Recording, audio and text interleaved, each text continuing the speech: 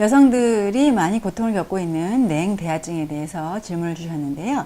첫 번째로 냉대하증에 일단 생활상의 주의점이 있습니까? 라고 질문을 주셨는데, 냉대하의 경우에는 첫 번째로 가장 중요한 것이 꽉 끼는 청바지라든지 혹은 체형 보정 속옷이라 그래서 우리가 올인원 이런 경우, 거들, 압박 속옷 같은 경우에 사실은 굉장히 혈액순환 장애라든지 통풍의 문제를 초래합니다. 그래서 이런 경우에는 어떤 곰팡이균이라든지 이런 것에 영향이 굉장히 깊기 때문에 이런 꽉 끼는 청바지라든지 속옷의 경우에는 조금 피해 주시는 게 좋고요.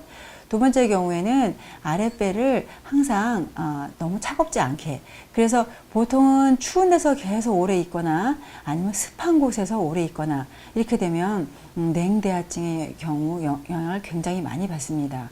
그래서 그렇게 약간 좀 온도라든지 습도라든지 이런 부분이 좀 과도하게 되는 곳은 피해 주시는 게 좋고요.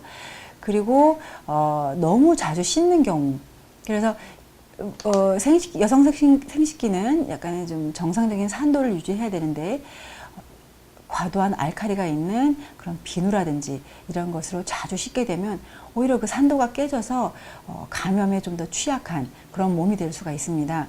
그래서 그것을 꼭 주의해 주시면 되겠고요. 두 번째로 냉대하증이 불임으로 이어질 수가 있습니까? 라고 질문을 주셨는데요.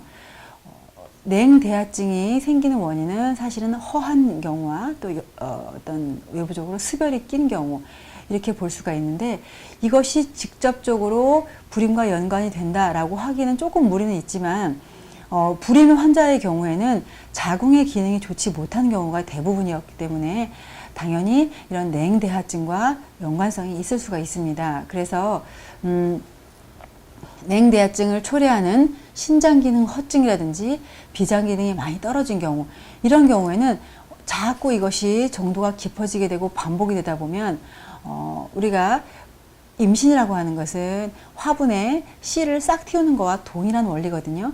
그런데 이런 흔히 말하면 적당한 습도와 적당한 온도와 쾌적한 조건이 주어져야 우리가 화분에서 싹이 잘 튀듯이 어떤 자궁의 상태, 온도, 기타 습도 이런 것이 잘 맞춰지지 않으면 당연히 임신이 잘 되지 않게 됩니다. 그래서 냉대하증이 아주 심한 환자의 경우에는 당연히 이 불임증과 연관성이 상당히 있게 되겠죠.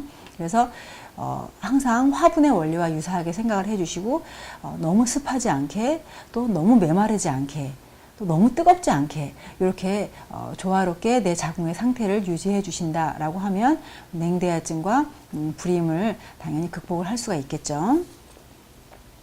세 번째로 냉대하증이 자주 반복이 되는데 한방에서 치료를 하면 이 완치가 가능하겠습니까? 라고 말씀을 주셨는데요.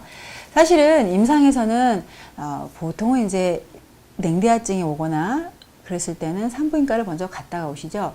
그런데 이것이 오히려 한 5년, 몇 년, 때로는 10년 이렇게 쭉 수시로 조금만 몸이 안 좋으면 바로 냉대하증이 오는 그런 환자들이 임상에서는 굉장히 많이 있습니다.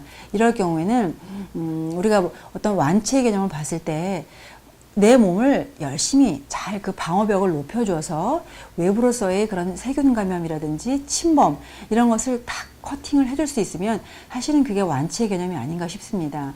그래서 물론 내 몸이 또 굉장히 또 과로하거나 피로하거나 이렇게 되면 올 수가 있는 상황이긴 하지만 내 몸을 정말 잘 튼튼하게 그 벽을 높여준다 그러면 외부적인 요인이라든지 아니면 내부적으로도 생길 수 있는 그런 냉대하증이 당연히 아주 많이 막아줄 수가 있겠죠. 그래서 주로 이제 자꾸 반복되는 냉대하증 혹은 또 같이 수반되는 질염 이런 경우에는 꼭 한의학적인 치료를 받으셔야 됩니다. 그 도움을 받으시게 된다고 하면 내 몸에서 자꾸 반복되거나 아니면 계속 산부인과를 가야 하는 이런 고리를 악순환을 바로 끊으실 수가 있게 되는 거죠. 이렇게 돼서 절대로 나는 너무 잘 걸려 라고 또 생각하시지 마시고요. 분명히 이것을 잘 치료할 수 있다, 벗어날 수 있다 이 생각을 가지시고 오장육부의 개념, 치료 개념 이쪽인 한의학적인 생각을 하시게 되면 큰 도움을 받으실 수가 있습니다.